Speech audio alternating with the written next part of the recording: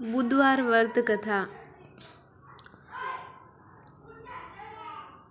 समतापुर नगर में मधुसूदन नामक एक व्यक्ति रहता था। वह बहुत ही धनवान था। मधुसूदन का विवाह बलरामपुर नगर की सुंदर लड़की संगीता से हुआ था।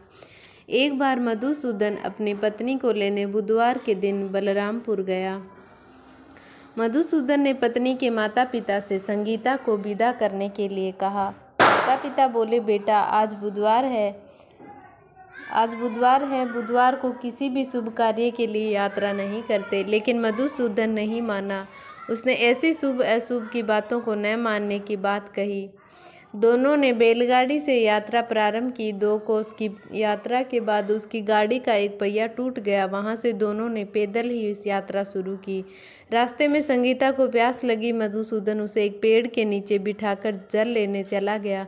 थोड़ी देर बाद जब मधुसूदन कहीं से जल लेकर वापस आया तो वह बुरी तरह हैरान हो उठा, क्योंकि उसकी पत्नी के पास उसकी ही शकल सूरत का एक दूसरा व्यक्ति बैठा था।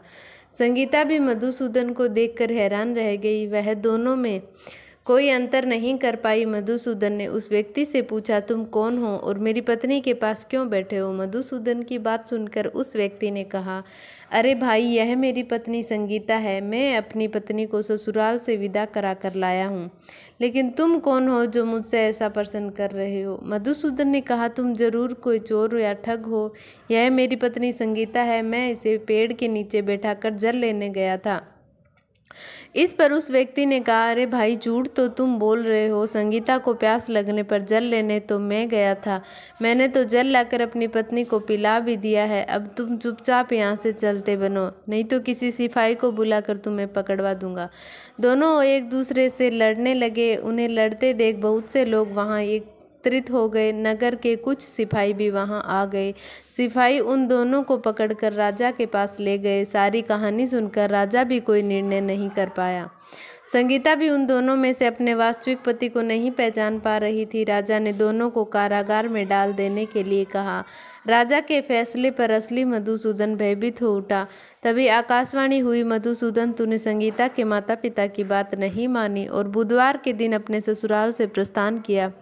यह सब भगवान बुद्ध देव के प्रकोप से हो रहा है। मधुसूदन ने भगवान बुद्ध देव से प्रार्थना की कि हे भगवान बुद्ध देव, मुझे क्षमा कीजिए। मुझसे बहुत बड़ी गलती हुई है। भविष्य में अब कभी बुधवार के दिन यात्रा नहीं करूंगा और सदैव बुधवार को आपका व्रत किया करूंगा। मधुसूदन के प्रार्थना करने से भगवान बुद्ध देव ने उसे क्षमा कर दिया। तभी दूसरा व्यक्ति राजा के सामने से गायब हो गया। राजा और दूसरे लोग इस चमत्कार को देखकर हैरान हो गए। भगवान बुद्ध देव की इस अनुकंपा से राजा ने मधुसूदन और उसकी पत्नी को सम्मानपूर्वक विदा किया। कुछ दूर चले जाने पर रास्ते में उन्हें बैलगाड़ी मिल गई। बैलगाड़ी का टूटा हुआ पहिया भी जुड़ा हुआ था।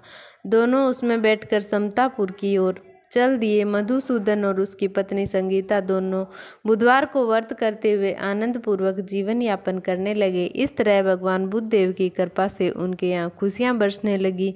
इस तरह जो स्त्री पुरुष विधिवत बुधवार का व्रत करके व्रत कथा सुनते हैं, भगवान बुद्ध देव उसके सभी कष्ट दूर करते हैं। हे बुद्ध भगवान, उनका किया वैसे ही सबका करना। कहते गया सुनता है का हुंकारा भरते।